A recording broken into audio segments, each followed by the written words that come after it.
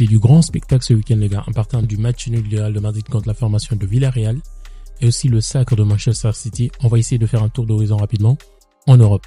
Première chose, c'est ce match nul du Real de Madrid contre la formation du Villarreal. Alors, on a suivi un match très élevé dans lequel les deux équipes étaient très engagées, très ouvertes. Elles étaient parties pour se libérer, pour se laisser jouer. On a vu que c'était un match super plaisant avec des attaquants qui ont fait vraiment la fête ce soir. Ça va d'ailleurs être le premier point de notre analyse, une attaque très en feu du côté de Real de Madrid avec un doublé de Arda Güler. Les gars, vous l'avez vu, hein, Arda Güler, il aurait dû commencer quelques matchs pendant la saison. C'est d'ailleurs sur ce point qu'on peut avoir des reproches envers Carlo Ancelotti parce que Arda Güler, il a joué que quelques bouts de match et ça se voit qu'il est très efficace, ce garçon. Si on lui avait donné beaucoup de temps de jeu, il aurait pu être énormément intéressant et on a vu qu'il a été très bon aujourd'hui sur 2 belles frappes de son pied gauche. Il a réussi quand même à aider le club à marquer des buts dans cette rencontre. Et on a vu un Real très étincelant pendant parce qu'ils ont mené 4-1 en première mi-temps. Et au retour des vestiaires, on a vu le réveil de Villarreal avec le quadruplé de Alexandre Sorlo.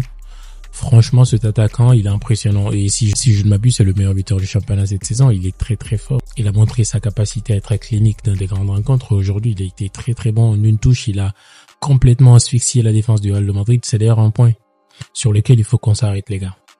Il était très à la ramasse aujourd'hui, le défenseur brésilien du Real de Madrid. Il était très à la ramasse. Eder Militao, il a galéré ce soir.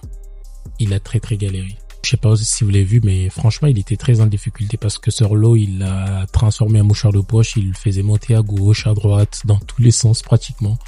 Il va falloir que Ancelotti quand même rectifie quelques tirs par rapport au positionnement défensif de ces garçons parce que ils étaient un peu en retard par rapport à cet attaquant et ça peut être justement des erreurs que peuvent lire le Borussia Dortmund face au Real de Madrid la prochaine fois. Une dernière chose qu'on peut souligner sur le Real, c'est le calme, la sérénité de ce club. La sérénité de ce club, les gars, la constance de ce club. Et ça s'explique aussi par, en fait, ce que transmet Ancelotti à ses joueurs. Ce calme, cette sérénité, cette tranquillité d'esprit. C'est juste incroyable. C'est juste incroyable. Le Real a été très exceptionnel malgré le match nul parce qu'on le sait que c'était une équipe justement qui était en rotation aujourd'hui.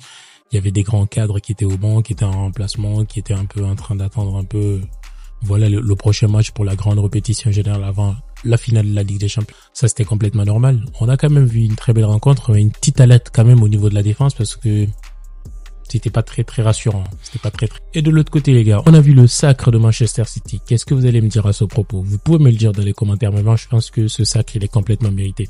Depuis le début de la saison, depuis plusieurs années, on voit que City prend de l'ascension, City prend de la hauteur. Alors déjà, sur le match d'aujourd'hui, ils ont mené 3-1. Ça, c'est pas un grand événement. On savait que City allait gagner West Ham, malgré le retourné de Mohamed Kudus.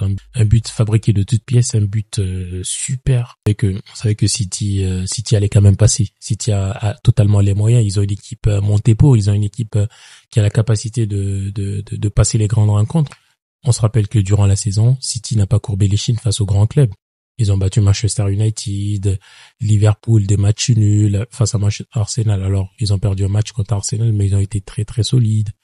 City, franchement, c'est juste 3 mots que j'ai envie de dire à propos de City. Premièrement, c'est une équipe qui est restée constante, qui est restée très constante, qui a gardé le même fond de jeu, qui a gardé la même maîtrise, qui a gardé pratiquement le même effectif avec une grande rotation que Pep Guardiola aussi a mise en place. Il sortait quelques phases de titulaire justement pour faire jouer son banc, une manière de les garder concernés, d'éviter des blessures. Et il a quand même bien géré sa saison. City, franchement, c'est gros respect, les gars. On ne peut pas dire autre chose. C'est une très grande équipe. Alors, première chose, j'ai parlé de constance. Deuxièmement, il faut parler de la maîtrise. La maîtrise, c'est surtout dans le jeu. City ne panique jamais face à n'importe quel adversaire. Alors, on le sait. En Europe, en ce moment, il y a le Real, il y a Manchester City. Et c'est pour ça, en Angleterre, ils peinent pas à s'imposer. Ils peinent pas, ils sont là. Ils s'imposent à toutes les rencontres. Et ce n'est pas pour rien, c'est un travail de longues années, de longue durée, et je crois que c'est un travail qui est totalement mérité, qu'il faut féliciter. Même si vous n'aimez pas la tête de Pep Guardiola, il faut quand même reconnaître que c'est un entraîneur de très grande carrure, les gars. En deuxième point, je vais parler de la maîtrise. Il faut dire que Pep Guardiola a cette capacité à transmettre de la maîtrise à toutes ses équipes pratiquement. Et un point numéro 3.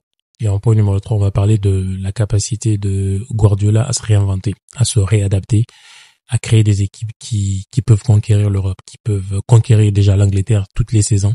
Parce que regardez cette année comment il a monté cette équipe. Il n'avait pas forcément de véritable latéral gauche et il a réussi à transformer Gvardiol en latéral gauche et il a fait une très très belle saison. Il a marqué des buts contre des grands gardiens, contre des grands clubs. On a vu également le succès de la recrue Doku qui a été impressionnant toute cette saison.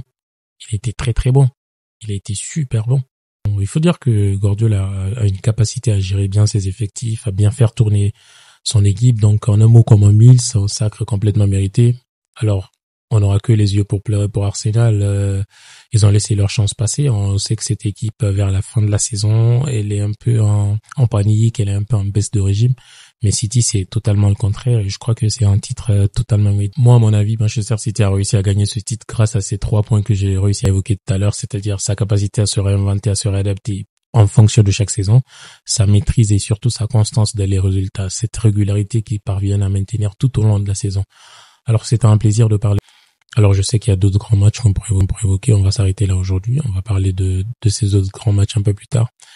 Pour aujourd'hui, c'était un petit point rapide par rapport en fait à ces sacres de ces grands. Merci à toutes et à tous. Like et abonne-toi si t'as aimé cette vidéo. Ciao.